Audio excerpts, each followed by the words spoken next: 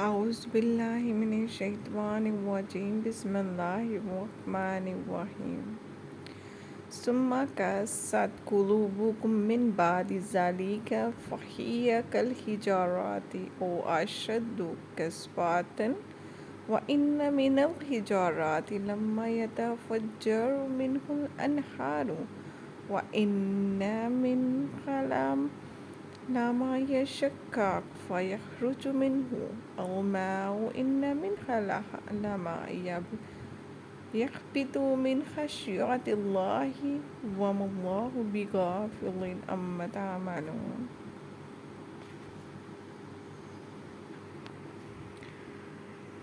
یہ خطاب مسلمانوں سے ہے کہ یہود سے ایمان کی توقع بے سود ہے۔ ان کے پہلے بزرگ یہ ہیں کہ وہ دینستہ اللہ کے کلام یعنی توریت میں تحریف کر ڈالتے تھے۔ اس جگہ لفظ تحریف لفظی اور معنی دونوں قسم کی تحریف کو شامل ہے۔ انہوں نے توریت کے الفاظ بھی بدل ڈالے تھے مگر زیادہ تر غلط تاویلوں سے معنی تبدیل کرنے کی کوشش کرتے تھے۔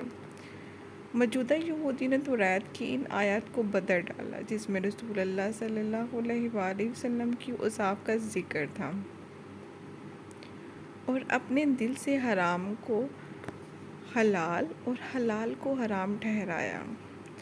ابن کثیر قرطبی آج کل کے باطل پرست علماء بھی اپنے خود ساختہ مسائل کو درست ثابت کرنے کے لیے ہر قسم کے حوالہ جات قرآن و حدیث سے تراش رہے ہیں اور شریعت میں تحریف کا ارتکاب کر رہے ہیں۔ صدق اللہ العلی العظیم۔ جزاک اللہ خیر۔